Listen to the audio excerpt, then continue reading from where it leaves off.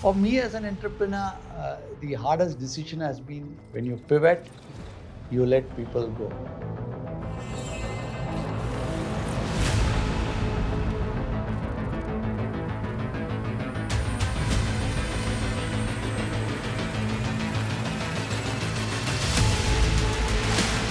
Today, there is so much of disruption, transformation, whatever cliches you want to use, it's happening. I think the best way is that look at what are the transformative changes happening. Don't go there. Yesterday, I came across this whole boom around building AI data centers. Yeah. Air conditioning companies in India are doubling and tripling their headcount. Percentage chance of success of a startup or entrepreneur. All of us start thinking that to become unicorn, to grow big. The chances of that happening is less than 10%. If you're talking about betting in a game which has got less than 10% chance of success, first of all, you have to be stupid. Using technology or using some level of disruption, if I can call it, to change the status quo. And this is a great opportunity in India, right? I mean, everything is broken. Now, we are speaking in Bangalore. I walked 700 meters to come to this place. Now, this I'm not saying in a bad sense. I've been in India all 64 years. I lived, worked only in India. But this is a great opportunity. So if you can come and change the status quo a bit and try to solve for any of this, you can create a big company. There was a connotation of businesses and poor ethics, for example, back then. And if you're getting into business, it must mean there is something wrong. But as you know what happened from 2000 onwards, the dot-com boom did not happen, dot-com bust happened. Because first 6 months was nice, everybody was welcoming us, we started talking contracts, we started talking purchase orders and all that. And after that, all hell broke loose. When I used to go back for the next visit to the US, the company did not exist. So it was a forced pivot. I can now claim that there was a lot of foresight, a lot of analysis, nothing there. It was basically Hail Mary. I remember in 2001, there was a New York Times front page article which said, "I'm calling from Bangalore, but dare not say so." With all the knowledge, if you were having this conversation 5 years back, I had said, first of all, quick commerce is a fad. It will never make money. People don't need anything in 10 minutes. And in the largest cities, the homes are small. So unlike West, you do not have space to stock a lot of things. Yeah, that's a so great I think point. we want to maintain fewer inventories so that you just get it done. So the thinking is, dark store or quick commerce platform is an extension of your kitchen.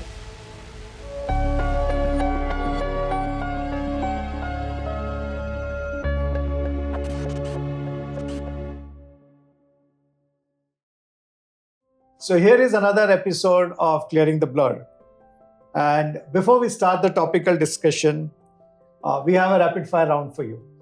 Oh, okay. Are we all set? Yeah, we are set, but you didn't want me. That's why we start with a rapid fire just to warm you up rather than warning you up. So BigBasket, Bluestone, HomeLane. I think a lot of big names. Which one surprised you the most in its trajectory? Each one of them was a surprise in its own way, okay, right? But if you're talking about trajectory, the fastest growth that was there, HomeLane did surprise me the most because organizing an unorganized sector where people are not used to it, we really did not think that it will take off like this. Grocery and jewelry are large categories. We knew the challenges, but we knew it's a large market. But here that you'll be able to get people to buy online something which is very personal and a big decision, like doing up your home. You have spent a crore of rupees, crore and a half on your home, and you spend 10 lakhs on interiors. That's a big one-time personal decision of the family. And how they adopted to HomeLane surprised me. The trust part of it. Yeah, trust part of it, and something we are not used to, right? You will go to the local contractor to do. And you need that touch and feel and other things. Yeah, touch and feel. And I mean, imagine you've spent your life saving buying your apartment or your home. And if it's going to get screwed up because of what the contractor did, it's going to be an eyesore for the rest 10 years of your life. Every day you will say this should have been done better. It's not a happy thing. And it's a conversation you have with any guest who comes in. Yes, everybody notices it. You do grab preparation, come that. Grocery you can always buy from somebody else, or you can throw the grocery out. Right. I mean, big prevalence. Absolutely. Ganesh, what's the hardest decision you've made in your entrepreneurial journey? Entrepreneurial journey, hard decision. Every day you make hard decisions. So for me as an entrepreneur, the hardest decision has been when you pivot, you let people go. Okay, right? And these are people who are good people who joined you because they trusted your vision and they are as passionate. They may not have the same ownership as me, as passionate as me about the company. Right. But things happen. When things happen, you need to let people go. That's really heartbreaking.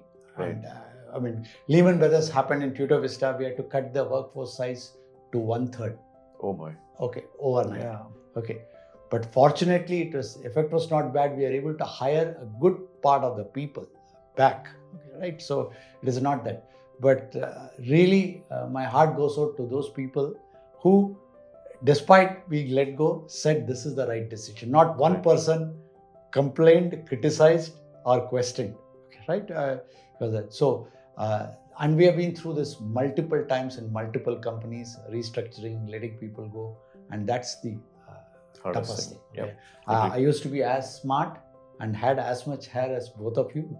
All this was lost primarily not in raising funding, not even in shutting down companies we shut down, but actually in letting people go. It looks like a personal failure. Right. You became smarter faster than us. Yeah, that's That's the secret of it. Yeah, but when you're 64 years old, you have a lot of experience to become smarter. You'll also get there. So Ganesh, if you have to start a business today, which sector would you pick? Today, there is so much of disruption, transformation, whatever cliches you want to use, it's happening. I think the best way is that look at what are the transformative changes happening. Don't go there, okay? But go to downstream, derived demand business sectors of that. That is, I think, today the biggest opportunity. What I mean is, don't compete with Ola Electric or Ather or 300 other EV companies that are there, which I know of. I'm sure there are a lot more than that. Okay, let them do that. But because EVs are going to stay, okay, right? What are the derived demand or downstream opportunities that will come, irrespective of which one wins? So look at belchers and shovels in the gold rush. Absolutely, exactly. You said it, right? So very similar to that. Look at it. So if we take EV for example, okay, right? You have manufacturing components, manufacturing systems, battery manufacturing, battery recycling, battery swapping, battery charging. Okay, and now Government of India has got very strict laws on disposal of battery waste. Okay, right? It's a regulation. It's very strict. So even how do you dispose battery waste? And while you're doing that, can you reclaim some of the metals that are there so that you are able to make money on it? And there are startups doing that. Okay, right? Recycling of waste and doing that. So if you're going to be dealing in batteries, for example, whatever is your business, whether you're a manufacturer, distributor, dealer, whatever, you are responsible as per the new law for disposal of battery. So if I do a startup which says, listen, I will take this off your head, give it to me for a small fee, plus I'll also use it to reclaim some metals. There are huge, humongous opportunities. Same thing with generative AI or all of this. You don't have to go after LLM or large language models or sovereign models and all that. Enough people are doing it. Can you go to the derived demand? Yeah, that's an awesome insight. Yesterday, I came across this whole boom around building AI data centers. Yeah. Now, air conditioning companies in India are doubling and tripling their headcount. Great example. I mean, air conditioning, water supply, resources that is required, infrastructure, data center. And I can almost see this, in 2000 when we started Customer Asset, what is now listed as First Source in India, one of the largest BPO companies. We did not realize at that time. You know what was the biggest beneficiary of that? Cab companies.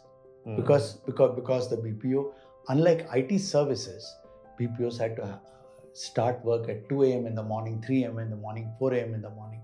So it was non-existent earlier. Just getting people to come to the center. We had a 2,000 people center. Imagine 2,000 people have to come from all across the city at 2 a.m.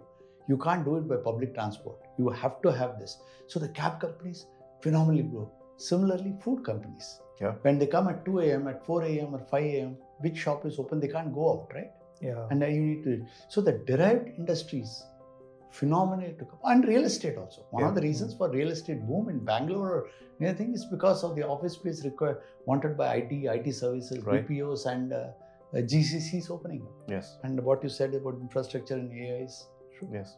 Awesome insight. Absolutely. One habit you believe has contributed most to your success? Yeah, I wish I could say my charisma and my looks and my presence. No, seriously, I think persistence. Okay, right? I would say persistence, and that's true for any entrepreneur, right? The percentage chance of success of a startup or entrepreneur. All of us start thinking that it will become a unicorn, it will grow big, and it will be nirvana, and it will be that. The chances of that happening is less than 10%. Okay, right? And if you're talking about betting in a game which has got less than 10% chance of success, first of all, you have to be stupid. Okay, right?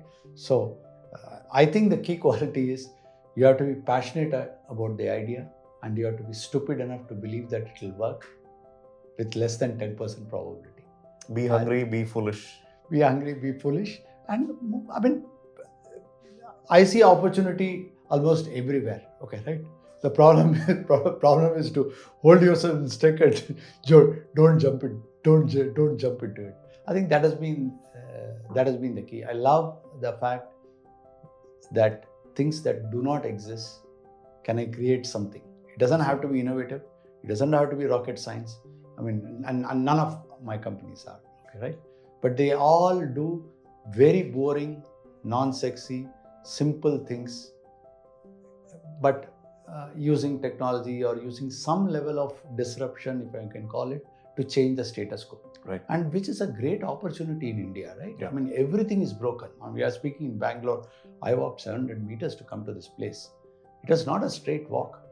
You have to jump over 3 potholes, okay, avoid 1 puddle. There's 2 dogs, and at least I saw a couple of cows. You have to do that stuff. You have to do zigzag and do that, and finally arrive at 700 meters. Yeah. Now, this I'm not saying in a bad sense. I've been in India all 64 years. I've worked only in India.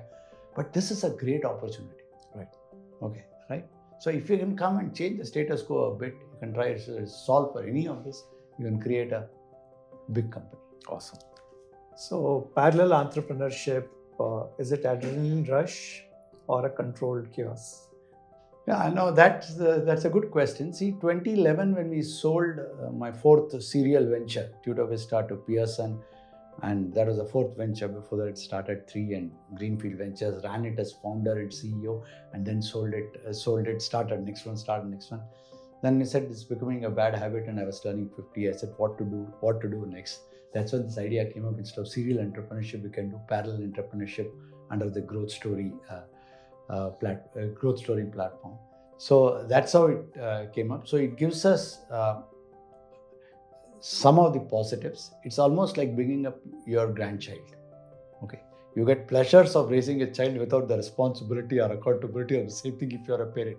Okay, right? So that's what it does. Get to work with great founders, young founders, get the adrenaline rush, as you said, but still I didn't have any more hair to lose. So you don't have to lose so much of hair, while a lot of tension, stress is there. So 50-50. Okay, right? You get the part of the founders adrenaline rush and this, and only part of the chaos and that exists. So now we'll get into a detailed discussion. I want to start with your background and upbringing and what made you the entrepreneur you are today. And you call yourself an accidental entrepreneur, right? And when you look back at your childhood, I'm sure there were powerful forces that shaped you into who you ultimately became. And I think you were raised by a single mother. You lost your father very early on in life. What were those subtle forces that shaped your thinking about entrepreneurship? And I believe you also studied in a Tamil medium school in Delhi and later worked in extreme conditions at a telco shop. How did those things add up when you look back? What were the things that happened in early childhood that shaped you as a person? Yeah, so there are, I think, couple of things that shaped me. One is on the personal side, other on the professional side, that I think had a defining impact on how my journey unfolded. So one on the Personal side, I was 9 years old when I lost my father. I had two younger sisters. One was 1 year old, and my mother, she was a clerk in central government, and the government of India, central government at that time, was kind enough to actually give us on compassionate grounds for my mom a government quarters. So now in Delhi, it's very expensive, very difficult to stay. And what was been really touching and very impactful, we talk about government bureaucracy, government corruption, all of this stuff. That a clerical level person, because she was 34 and she lost the husband, within 1 month, the government had found a quarter, allotted it. We moved directly within a month of the accident and passing away to a new quarter. I mean, we don't see any movement there. So that really made me think that that Indian government at this. That's also one of the reasons why I said I'm not going to go abroad. Yeah. Right, which has been that. So what during that phase, what really defined my value system was how I saw my mother handle raising up a single mom, 3 children, 9, 5, and 1 year old, doing a government job, going with the public transport, but doing the job, coming back, and still my memory serves. She used to come back at 6:30.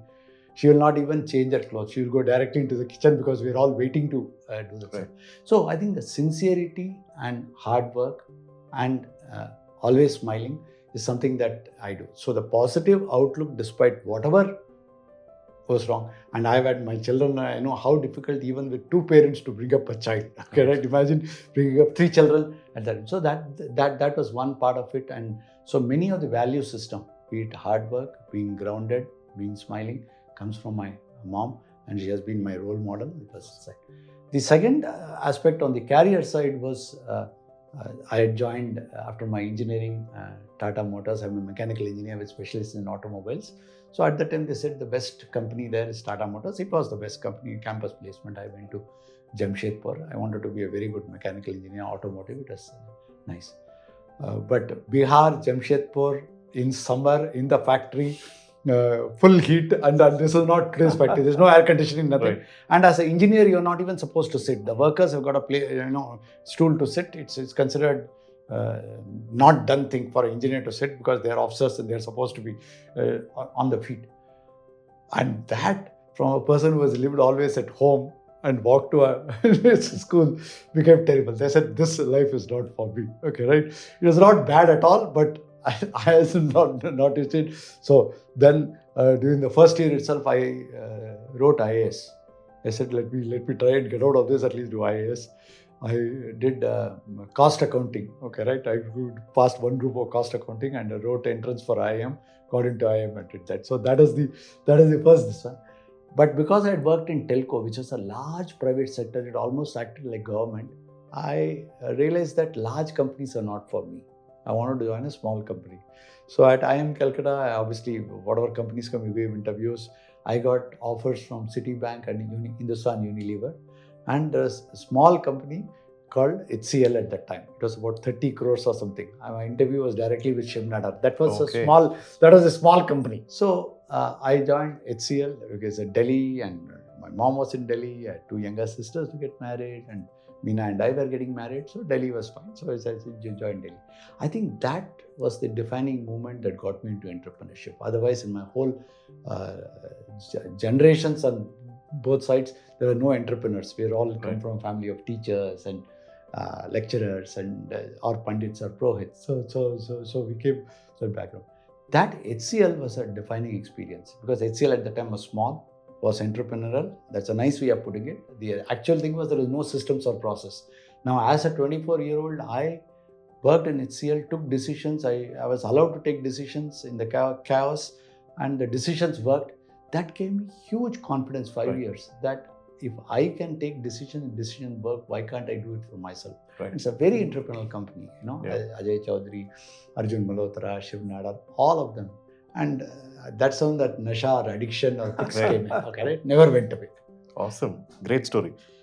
No, great. And like you said, out of campus, had you joined Hindustan Lever or Citibank, your life trajectory would have been... No, absolutely. I would have Very been a different, corporate right? person So- because you do that. Because the entrepreneurship was not even there. And those times, 85, 90, there was concept of software services were not there, entrepreneur was not there. I remember that when I quit my job to start IT&T, I mean, my mom was concerned. My mom-in-law was really concerned. She called me and said, what happened? Is he having some trouble? Is he, did he get thrown out of office and all that stuff? Because at the time, you don't become entrepreneur. You had only business families. Yeah. Okay, and services business were not there. Right. Some chartered accountant lawyers were there, but other than no services business. Absolutely. So there, any entrepreneurship or there's no word startup, meant you have to be from a business family.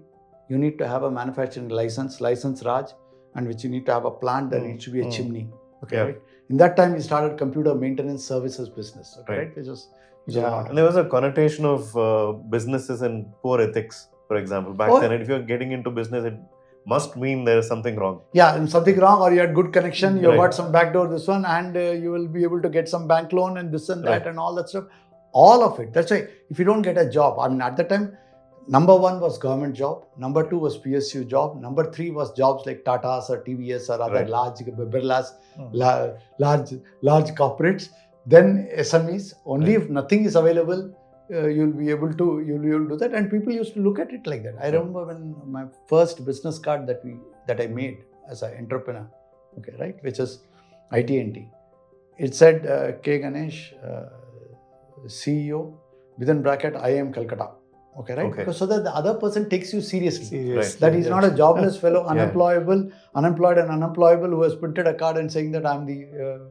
But I also heard that customers called you a computer mechanic. Oh yeah, absolutely. They didn't understand the business. They used to have a computer mechanic. I had gone... in fact, one of the first desktop systems was installed at PV Narasimha Rao. He was a minister's house. They said, so they wanted obviously the boss to come. So I was introduced to him as computer mechanic, which is okay. No, I think also you started probably this at a time when there was no venture capital. Word entrepreneur itself was not understood. Yeah, there was no venture capital was not there, and that's an interesting story. So when 1990 we started this, and we started with a total of 93,000 rupees as the capital between 5 of us. And after about 6-8 months, somebody said, this was in Delhi, somebody said, there is a, have you heard of venture capital? I said, even though MBA management all, no, nobody talks. He says, no, there's a company there's a venture capitalist in Bangalore, okay, right, called TDICI. I mean, now it's called ICICI Ventures, okay. Yeah. The origin was TDICI, you must be knowing because you're in Bangalore, why don't you go and meet them? I said, what is the thing? Because we are used to only bank and there are no collaterals. I said, there's no collateral I can offer, no guarantee. I mean, personal guarantee I can offer, no collateral I can offer. There's no asset. Because I did not even own a home. Okay, right? And out of 5 founders, only one of them was rich. Other people did not even own a home, and he's not going to put it collateral. So I said, go. So I took a train, Kerala Karnataka Express from Delhi, and came to meet TDICI.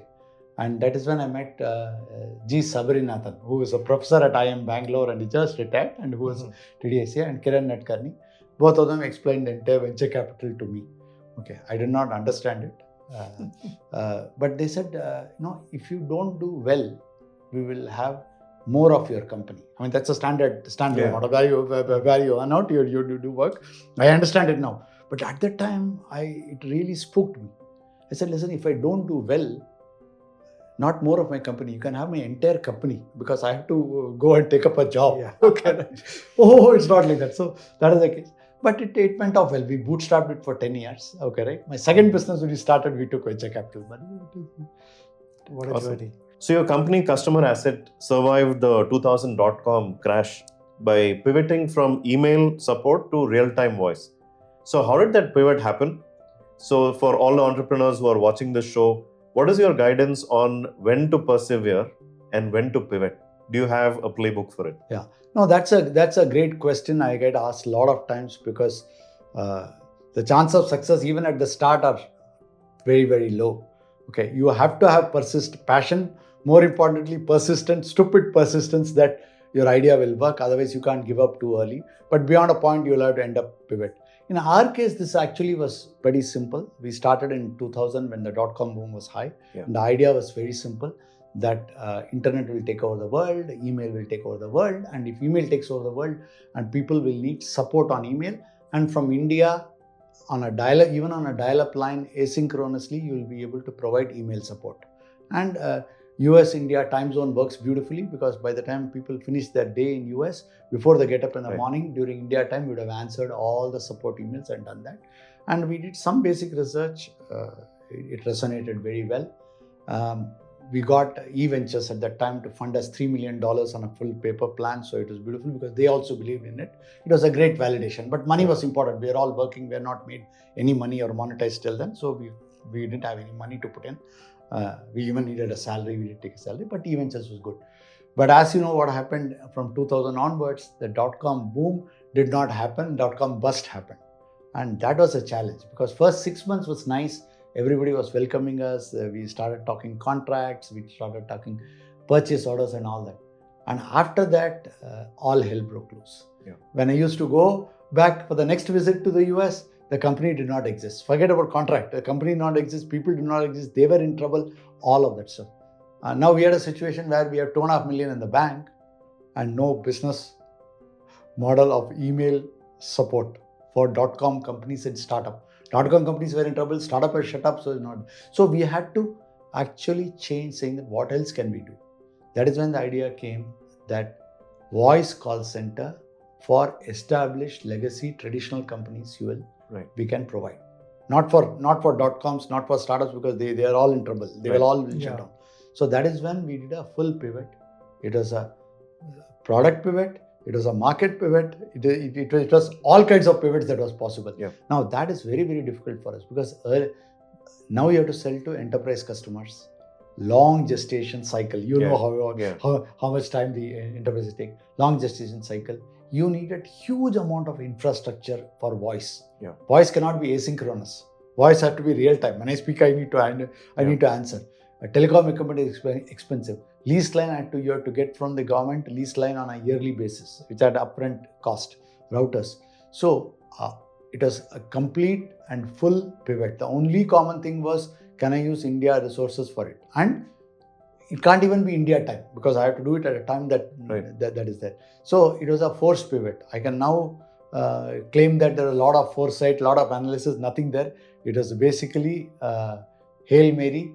Okay, right? What to do? Necessity being the mother of invention. It has been that. But this is what Daksh, which became IBM Daksh, Spectramind, which became Wipro Spectramind, all the three of us did that. But it's tough, because none of us had the DNA to run a voice-based call center. Right. Leave alone do a telecom infrastructure, play in business, and do enterprise sale in US. Yeah. And these are very, very early days, so there was no template to it, or you had to discover as you went along. There was no template, and it was novelty. I remember in 2001, there was a New York Times front page article which said, "I am calling from Bangalore, but dare not say so." It had a photograph of our call center and on the front page. Okay, right? And we got so many calls, and these people said, "Oh, this is yours," and we had to. We had two call center thing, and what was most surprising there, and which was again, people had told us, our agents used to use not their real name, but Mary or Joanne and all the stuff. They said, no, this is not correct at all the stuff. We used to use not to fool anybody, but if you start saying Soundaravalli, okay, right? Half the time we'll get over and try to explain her name. That's not the purpose. The customer is called. So keep it to Mary or Joan and get away with it. So it was so novel that it was on front page that in India you can actually take a phone call. Amazing story. And I think the other story of yours, growth story, that truly resonates and extremely inspiring, Ganesh. As I have moved on after my long career at the banking to set up venture studios, I think some part of what I am doing probably you did many, many years ago and at scale. Yeah, that also came up accidentally when we... No, but I think the model where you give 50% equity upfront, something I think which is very, very rare in venture creation. So I think you are probably not just ahead of time, but very unique in the way you went about building it. And I think what was the fundamental belief you had about the human motivation or the founder psychology does this stem from? Because when you did it is one thing, but why you did it, what motivated you, and how did you think that this is the right way to build a value between founder and you? Can you just throw some light on that? Yeah, so I think it was accidental. I mean, it's not deliberately researched. The idea was simple. If I'm going to do parallel entrepreneurship, each of the ventures takes the mickey out of you. You need full-time founders suited to run the long haul for that business. Okay, right? So that's important. I can't do it. Like I can tell you, BigBasket, for example, it took me 3 months to get Hari, Sudhakar, Vipul and team on board to do that. If they had not come on board, I would not have done e-grocery because I was clear in my calculation or my estimate, my planning that this is a grocery business. E is only addition. Okay, right? We wanted people who understand grocery business deeply, and the FabMart founders, which these people are, they had run about 300 Trinetra stores. So people, they have actually run physical stores because they have FabMart, merged with Trinetra, then became Aditya Birla More. So while they are Bits Pilani, I am Ahmedabad, and I am Bangalore, and all that pedigree, they also have run physical stores. Okay, right? So the founder fit is very important. That's something, and each one requires a founder. Also, when we go and raise money early, while venture capitalists, I go and raise money and do that stuff, they equally are very, very particular about what is the founder and founder team. Yeah. So unless I have a founding team which is right for that, which is able to stand up and present, they are not going to listen to me. They are going to listen to the founders to be able to. I can't raise money. We are fortunate to have raised money from top VCs across the company. That is possible because of the founders. On the 50-50, the idea was simple, that there needs to be enough skin in the game for them. Skin in the game for me because of coming up with the idea and raising the money and strategy and taking responsibility for it has been there. Whether it's right or wrong, still the jury is out. Okay, right? If you want me to argue that the founder should have more than 50%, I can say yes. If you want to argue that I should have more than 50%, I can say yes. Because one parallel of this business is the rocket internet in Germany. Yeah. Okay, there the founders have very small percentage, 2%, 3%, 4%. That's why compared to the 50% I say. But there are times there are people who question me saying that why should you have 50%? Right? So no, absolutely. I think both is there. But I'm very happy that many of them have worked out. A lot of them have not worked out. Okay, right? Because that's a startup game. I spent all the money. I spent this. I had to shut down. The founders have moved on. I'm handling the company and shutting down and all the legal and tax notices and all this. And that's par for the course. There's a lot of it that is not worked out. But in each case, the founders deserve what they. No, absolutely. And I think the models are getting repackaged even in India in other way, where entrepreneur in residence programs or funding the whole venture all through. They don't even need to go and raise. Yeah. No, I think India does need all kinds of models. Yeah. I would not say one is superior to the other. Yeah. Okay, right? So if you ask founders, there will be founders who love the model. There will also be founders who say, this is not useful. I would rather go and dilute 10% and raise money from a seed stage VC. Yeah. Okay, right? Which is also true. Like you said, venture studio. The innovation within corporates, we always used to get the money which was funded by the enterprise for you to build. Right? Yeah. Here, this is a lot better because you are taking controlled risk. Yeah. At least founder doesn't have to worry about raising the capital all the time. Correct. And focus just on building, scaling the business. Yeah. Fundraising could be a great distraction as well. Yeah, it can be a great distraction. It will be difficult. Again, depends on what you want to do. Like there are people who can go and straight do their own venture and raise money. There are people who need an accelerator, incubator to be able to create a network, to create an ecosystem to be able to do it. And each of the models will work. There's no one superior for the other, for the person, for the sector. What is it that you can do? Okay. Ultimately, what matters is this, that if you are able to create value, all this really does not matter. Right. 50%, 40%, 10% not matter. If you ask Gaurav Singh Kushwaha of Bluestone, Okay, right? We started in the same growth story, standard growth story model. My home is the first registered office. This was started at our Tutor Vista office, 2 of them sitting and doing that. What matters is that it's a company that's became a unicorn and listed in India, other than CaratLane, defining company. Right. Okay, right? That started with it. So that is one, and that's what drives him. Yeah. Whether the percentage was double of this, half of this makes no difference if it becomes large. Same is true with BigBasket founders, right? I mean, which is the so you created defining thing. That's what it is. It is the first 2 crore that made it happen, and the idea that made it happen, and then that happened. So that's So these numbers can be anything. Of what is the question, right? Of what is the question? And Right. it's like all of us never see. You don't eat your percentage, or you don't eat your wealth. You don't take it up when you pass away. What you do is the legacy that you leave behind. Right. And most of the time, the entrepreneurs are doing it for that. Otherwise, in today's world, you get good salary, 5 days a week, every year increment. Add on top of it ESOP and vacation. It will be stupid to do a entrepreneurship for money reasons. Sure. And I want to double click on the BigBasket story. So it was famously rejected by dozens of VCs, right? What convinced you personally that India was actually ready for buying groceries online long before the market even acknowledged it, right? So you were in a way ahead of your times back then. It seems like that's probably the pattern as well from all the stories that you've narrated so far. And right now, what were the behind the scenes dynamics of the Tata acquisition? How does being part of a large conglomerate change the DNA of the startup? Now, can you also throw some light on the quick commerce? And I think BigBasket has to reinvent itself for the new market dynamics. I know I've asked you a pretty long question. So I'll try to break it up in case I missed something. No, so BigBasket was simple. After we had sold our business Tutor Vista to Pearson, and we had a lock-in and doing that, we're thinking about what is the next. I mean, at that time, growth story model had not been completely incorporated and found, but that was the idea that venture studio, parallel entrepreneurship, growth story idea was there. So at the time, Flipkart had raised money at about $100 million or so. Snapdeal had raised money. Amazon was coming to India.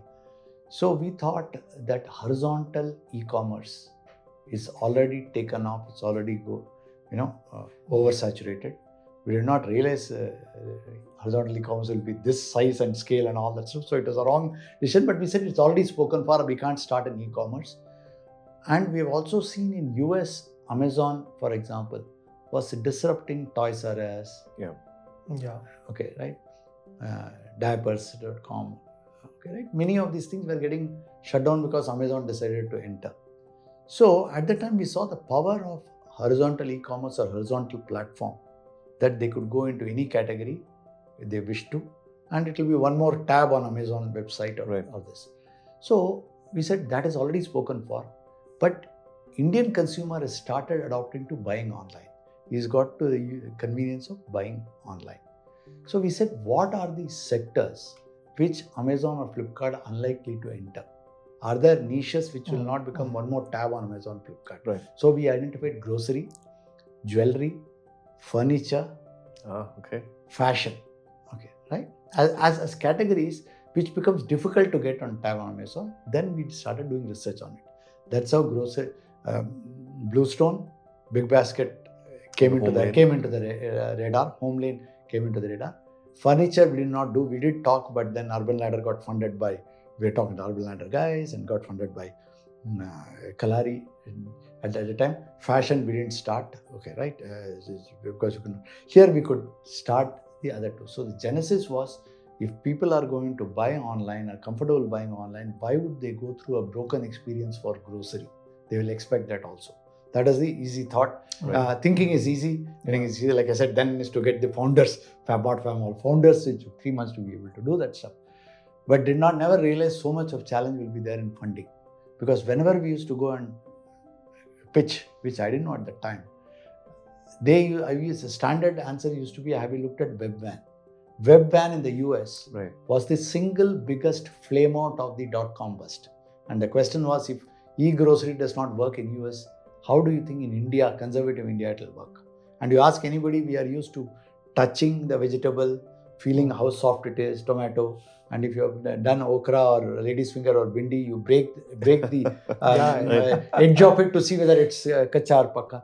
So they said it will never work in India. So 7 VCs ejected.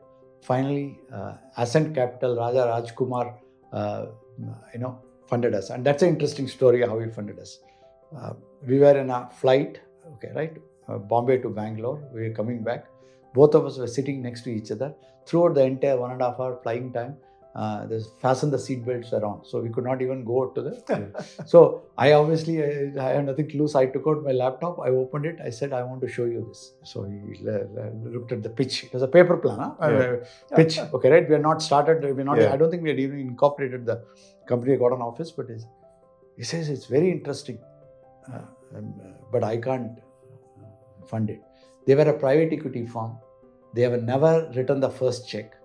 They have not done any technology company, forget about e-commerce company, and they have never done anything pre-revenue. These are part of the mandate. Okay, right? But by the time I finished and came, he says, let's meet tomorrow. Okay, I said, okay, fine. So I met him the next day. He said, I can handle first check, technology, all of that issue.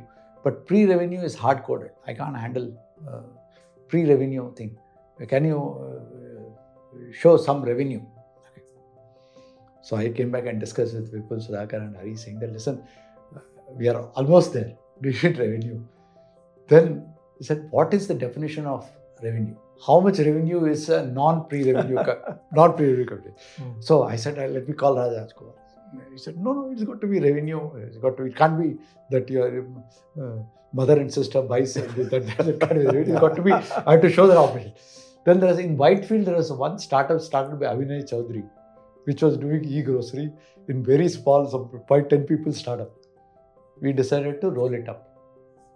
Okay, made him co-founder, gave me equity, decided to roll it up. So that this now is a pre-revenue company. That's how it started. Awesome Of course. And it was a great success for Ascent Capital, the single largest success mega investor. They returned the fund with it and all that stuff with it. Right. So happy coincidence with fastening the seat belts. So that's the story. Yeah, it's with that. I mean, just like you talked about, accidental entrepreneur. I mean, this is completely accidental. And people were stunned that how does a private equity firm do a first check? So awesome. And can you also talk about the Tata story and the quick commerce?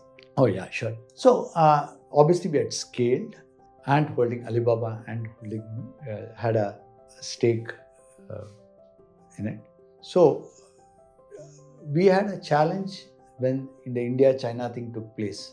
That Chinese ownership was a challenge. So we were looking at how to now go to the next stage of growth. This is days well before quick commerce and all that. That's how the Tata conversation happened. I was not directly handling or privy to it, so I don't know the deal. But the thought was simple. We were wanting to raise money. Okay, strategic was not the only option. There are other options, and we were looking how to replace Chinese ownership in the company, because that is always going to be a challenge at that time. It was not. It was the heat of the time. So did not want that to happen. And that's how the idea came. And Tatas were keen on building a super app, right? Tata digital thing. They had done 1mg deal. And grocery as a category is the mother of all categories in retail. The frequency is high. High frequency use Very case. high frequency use case. And for any super app kind of a thing, your frequency of use case is most important. Payment obviously is one. Right. So it fitted in well. That's how the genesis happened. And of course, it's now 2/3 owned by Tata's balance, 1/3 is owned by founders, me, and by later stage investors who are there. And it's going on. So we were, it's great to have somebody like Tata's. Mostly it's positive. There is a bit of bureaucracy. There's a bit of slowness in that. But I am not involved. I stepped off the board when Alibaba came in. So I've not been involved in the transaction. But but publicly you can see that there is a strong balance sheet, strong capital available that is there. And many of the synergies, because they are in other related things, whether it is medicine, whether it's Chroma, whether it is Tata Click, all of those exist. along with the challenge that because it's a large corporation, the speed response will be slower than what we would have done as an independent startup or a funded startup.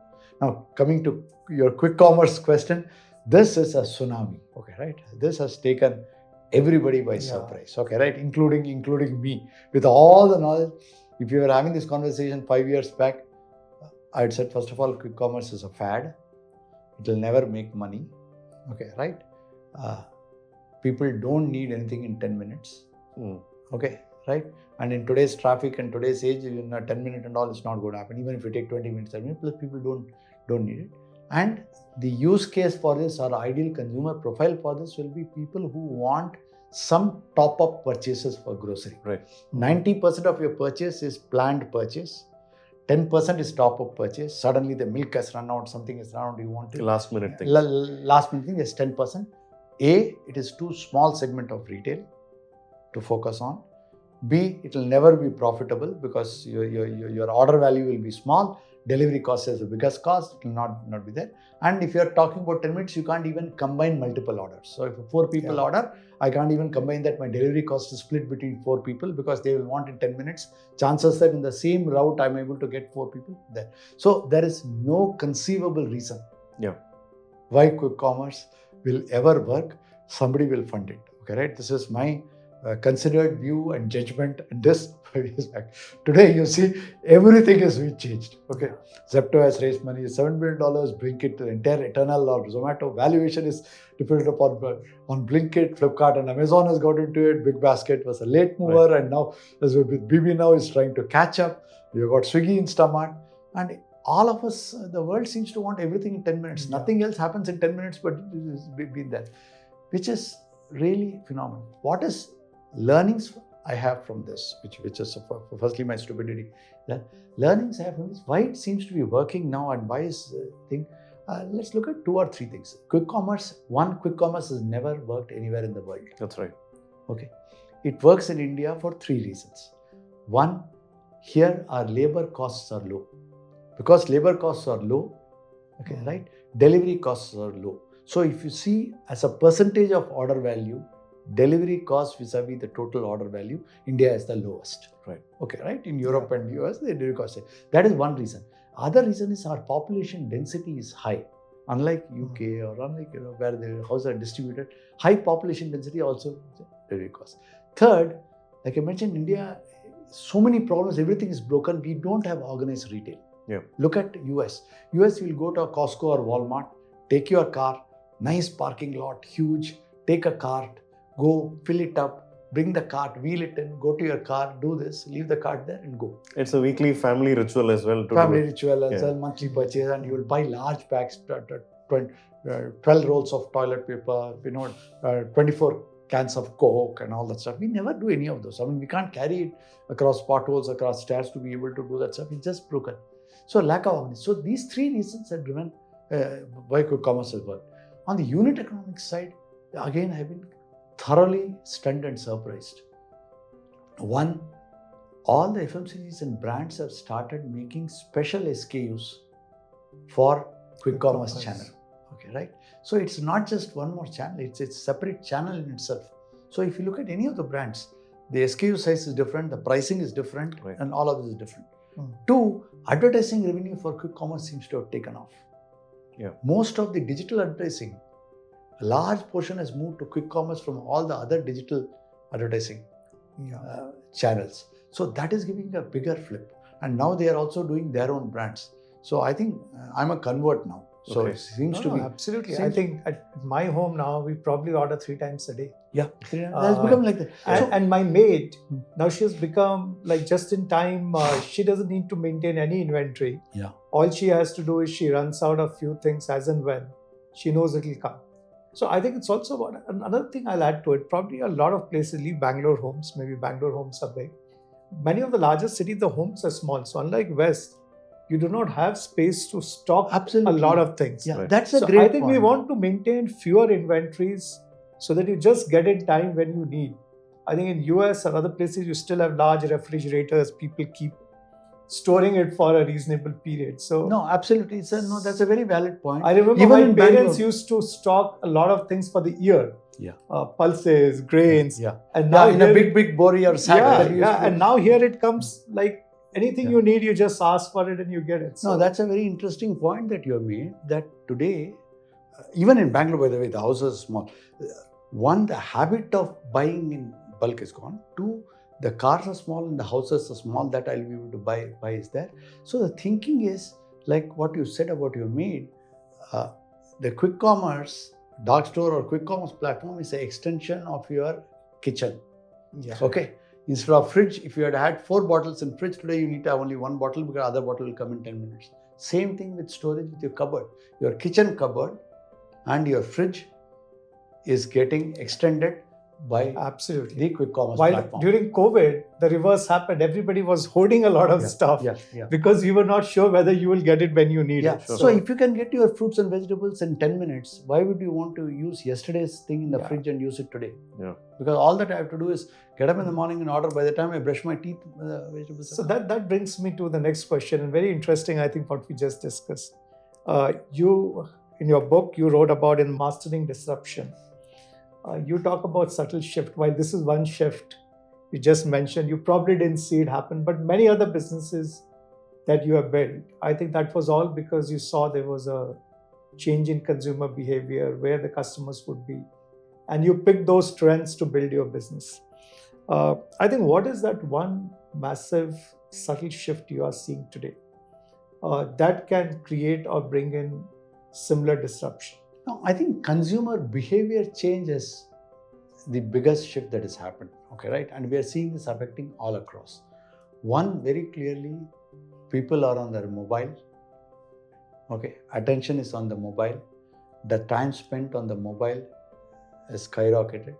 So if you are able to, as a business, as an entrepreneur, as a startup, get the attention on the time that you spend on the mobile, I can build businesses. So distribution has become important, right? Where do I go? So I think one is short attention span, spending on mobile, increasingly more and more time has become important. So what does it mean in terms of business models? If I can be present on the mobile, give you a seamless, frictionless experience to experience and buy my product or service, then I can succeed. The chances that I'll be able to mass advertise on television or media and get you to buy has become lesser and lesser.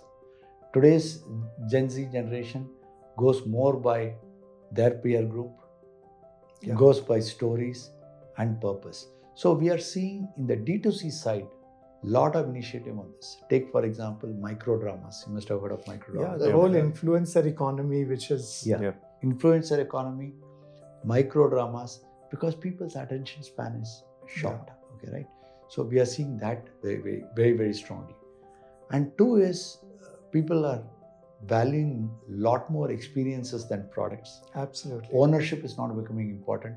If we can provide subscription models, they want friction-free, hassle-free, low decision making, low cognitive overload to be able to live their lives. Okay, right? I think that is important. So channels, micro dramas is an influencer economy to be able to do it. More like subscription, giving you more experiences than actually ownership. We'll see all that coming up. And of course, they are very particular about what kind of narrative and story that you're seeing. The way D2C Mama Earth or the way D2C come up is all because of narrative and stories that are there. They don't want to trust an old brand like Lakme. And we are seeing this across sectors. Even if you see, for example, alcohol. And they want challenger brands. I think they want challenger brands. They want new brands. I mean, if you see, for example, alcohol, okay, right? And beer, okay, right?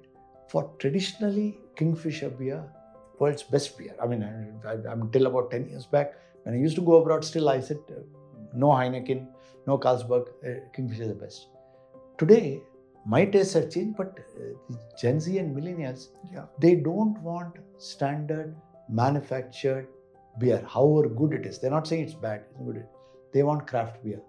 They want beer with some local ingredients. They want fresh beer. They want freshly brewed beer. So see the success of Beer companies. I have an investment in a company called Goa Brewing Company. I'm an angel investor. They do rice lager beer. And People's Lager, correct. Yes. Thank you. I didn't want to mention it because it's my investment, but People's Lager. Now that is very strange. Now rice lager beer, it's a craft beer. It is fresh. There's no preservatives, organic, no chemical compounds. I won't call beer healthy because it's not. But among all the alcohol, it's healthy. But forget the health part of it. It is healthy, clean beer. Okay, right? With all the statutory warnings about alcohol content there. But it's such a hit. We are always it's expensive. It's priced more premium. Yeah. I think that's another insight, that people don't mind paying for better experience. Absolutely. When you go for D2C brands, they're not better. Here, for example, the price premium is right. Otherwise, for decades, India beer industry has been how much of kick you get per rupee. Right. If you see which are the strongest selling beers, Carlsberg, Elephant, Kingfisher Strong, because all the masses want maximum kick. In that, to be launched an expensive beer, which is a story. So they have 8-finger ready and all that. So across, whether it's D2C, businesses, cosmetics, shades, this one, story and narrative. I think all of this is what we need to catch. I think this is an amazing insight, because I think understanding the human psychology and the shift, I would say, is the bigger site that leads to building the next probably big opportunity. It's not as much about technology, but still we can't leave AI out of the conversation. You can't leave it. And I think you also said that AI is completely transformative, and agentic AI will disrupt workflows. Now, obviously there are two sides. Recently, when I was spending a lot of time in Bay Area, and I think when I see the view from West on AI, is still very different than how India is probably looking at it. In many of the conversations here, large enterprises are still a bit dismissive. They are saying wait and watch. They are still not convinced what are the big values at play, or what would they lose if they really do not move fast enough. So I think, and this is also something I spend a lot of time trying to tell organizations, that whether AI is real or not, at least being ready for AI is real. So be enterprise ready if you are building. But I think today, when both the founders or companies which are building AI first tools, or enterprises which are going to adopt it, if you have to share with them, what are the hype cycles versus what are the real capabilities that AI can bring in to disrupt either their business, or probably find the next competitor down the street to do the same thing faster, better, cheaper than them?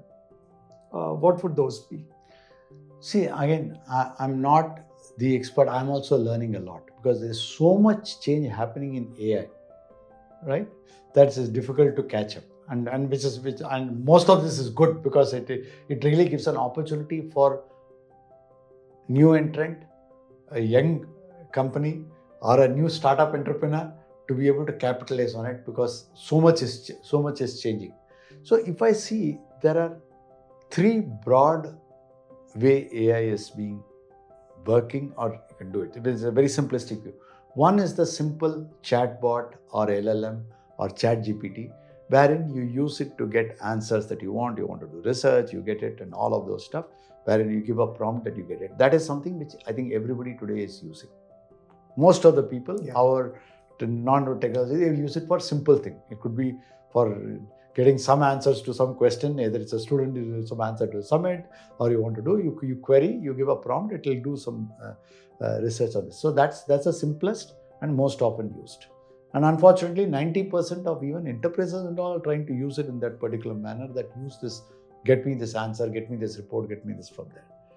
Next is the second method of use is the Copilot, which you have seen in Microsoft in this, which I think is hugely powerful and takes it to a completely different orbit. If you take, for example, a doctor, I'm consulting with a patient, I'm the doctor, you're asking. If I have a Copilot on my side, listening to this conversation, having access, because I'm conversing with you, I have your patient detail, I have your past details, I have all of it. While I'm talking to you, I can give you only 10 minutes because my time is valuable. I've got patients waiting. This co-pilot during this 10 minutes is able to pull up your entire past diagnosis, what medicines you're taking, your history, able to listen to what I'm saying, what you're saying, and all of that stuff. Also is able to parallelly at super speed search the internet, including WebMD and other things. Yeah. And while the conversation is going on, tell me, hey, you're prescribing statin, but did you ask him about what is the other medicine he's taking? What is his blood pressure? What is his sugar level? Is it contraindicated? Oh, I see that he has been, from the record, I see that he has been taking statin, so you cannot give this medicine. Now, this is foolproof, instantaneous, co-pilot, like having an expert assistant overlooking me, either assistant or expert, boss overlooking me so that I cannot make mistake. Extremely powerful. We have one of our companies called Verloop.io does work for financial services for Middle East companies. There they have deployed this co-pilot when sales agent are selling insurance, because compliance is very important. Financial services, the compliance is very important. They get dinged by the regulator if they don't comply. Now they want to comply, but when you have 500 people, how do you ensure that 500 into 200 calls a day, everybody is compliant? Here the co-pilot actually will not allow him to sell. You have not asked him for what is this aspect. You have not asked him about what is the other insurance he has got. Don't. It will not allow him to actually, the sales agent, to sell. This is like having a boss or a supervisor actually listen to every call of yours. So this is extremely powerful. This is this one. The third is the agentic AI, where we are saying, forget about helping the doctor or the agent as a thing, that can I actually replace the human being? If it's a clerical task, if it's a standard task, can I completely get it done? Have multiple AI agents working one after the other or in sync to be able to give me what they want. So I think that is extremely powerful. We yet are to see Microsoft Copilot and all are using it in the software. Companies need to move from chatbot LLM usage to a Copilot to agentic AI. I think there is no choice today. It is so powerful, and by the month it's improving, that you as enterprise don't move this, you will get disrupted, and your competitor will use it, and you will not absolutely. And like I said some time back, that whether AI will replace human or not, but humans not using AI will certainly get replaced. No, 100%. And I think that's where the whole augmented intelligence, probably before even AI becomes all the more powerful, as you articulated. Very well said. Ganesh, that was fascinating. So Jensen Huang recently said the way to think about AI is like a 5-layer cake, right? Starting with energy actually to start with, which is an important thing. Yeah. And then the AI infrastructure, then you have the chips, then you've got the models, and then the use cases on top. Yeah. Now, Deepak and I, we've been tracking multiple stories on AI for India, right? So when you look at this 5-layer cake and compare the India model against what the US is doing and what China is doing, what is the sweet spot for India? What should we be focusing on, in your opinion? And where is the impact going to get unlocked for India? That's an easy question. So if you look at impact for India, what really I am hoping, and I'm sure that will happen, is India has got huge amount of problems, historical, huge population, and the challenge of population, healthcare for everyone, quality healthcare for everyone, right, social security benefit, all of it is challenging. I'm comparing countries in Europe or Australia, New Zealand, where the common person, everybody gets universal access. That is a big challenge in India. I'm hoping that transformative generative AI can be harnessed to solve these problems. Yeah. So to me, the biggest application impact will come from the top layer of the cake, where we use all this to solve everyday problem, whether it's access to healthcare, access to water, or just education. How do we educate each and every person for the next 25 years to be a global citizen, to be able to do it? Or take elder care, for example. Yeah. What can I do to ensure people are living longer and longer? My generation will live to 90s, and your generation may actually live to 110. Last 10-20 years is going to be extremely tough unless we are able to solve for it. Can I use this? So that, I think, will be the biggest thing. Having said that, even the next layer, there are issues about confidentiality, issues about data privacy and protection, about sovereign data being held in India. So we need to have infrastructure in India. We need to have LLMs for India where the data does not go out. That is Right. The other nuance in this is lot of data sets, all of this made in Chinese languages or in English. Right. But we have so many Indian languages. For us to make generative AI access and impact universal, we need to have Indian language-based LLMs. Right. I mean, sovereign AI. Yeah. Sovereign AI, we have things like Servam.ai doing it. A lot of work is going on. Yeah. But we need to have Indian language, Indic language LLMs because the data is there. And other is India-specific data because Indian demographics are different.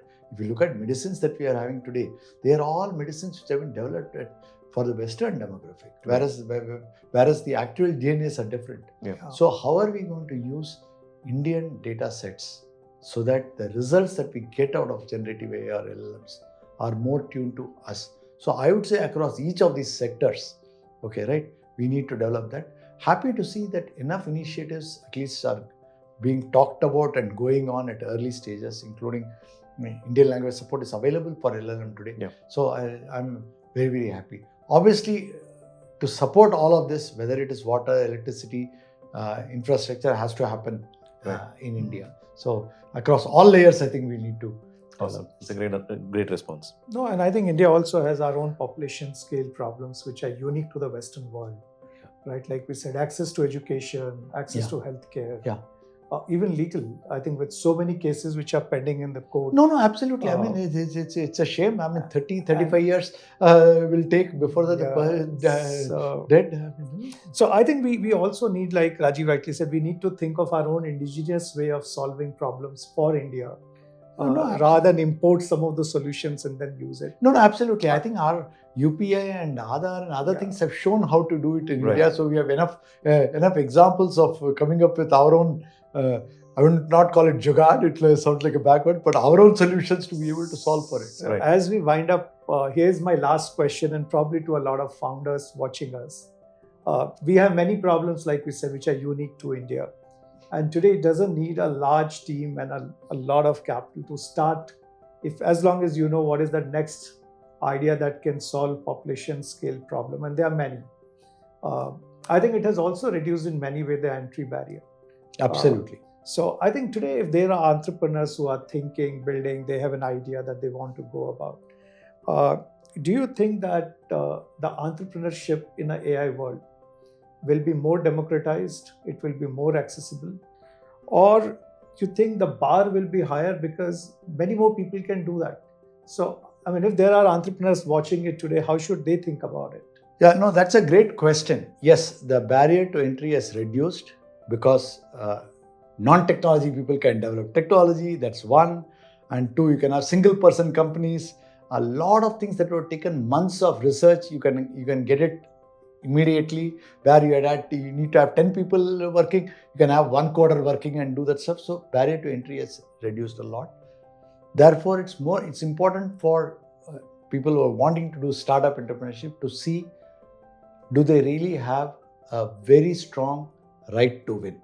Okay, and what I mean by that is, one, see if you are solving a large problem.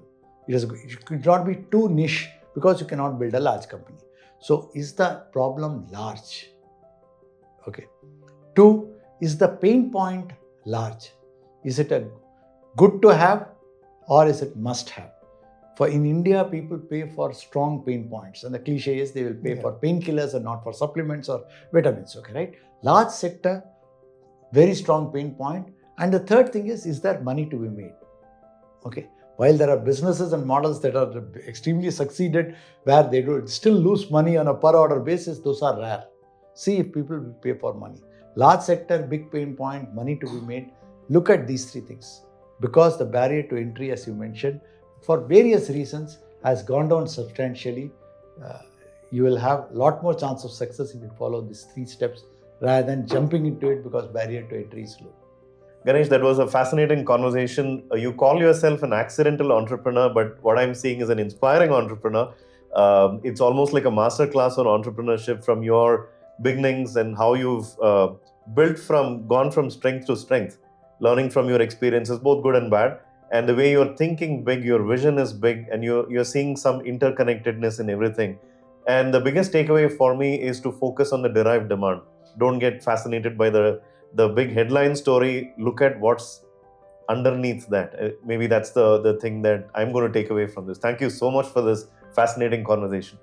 No, awesome. And I think your perspective on disruption, and from an era where nobody knew what an entrepreneur means to today, you can have a one-person entrepreneur.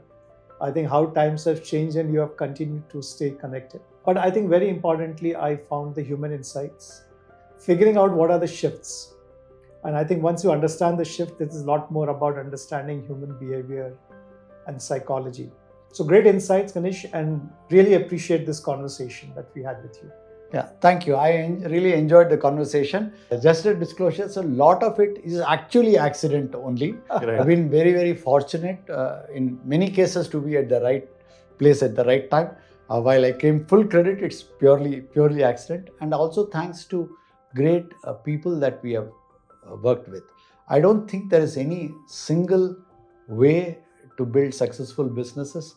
But if you try and keep trying again and again, you will win sometimes, you will fail a lot more times, but you increase your odds of success. Thank you very much. I really enjoyed it. Thank you, Ganesh. And those of you who are watching, you know what to do. Like, share, and subscribe. Refer us to friends who might like the content that we are producing here. So, and thanks for tuning in. We hope this episode helps you clear the blur and helps you separate the signal from the noise as you think about the future and how you should be part of it. See you soon. see you soon.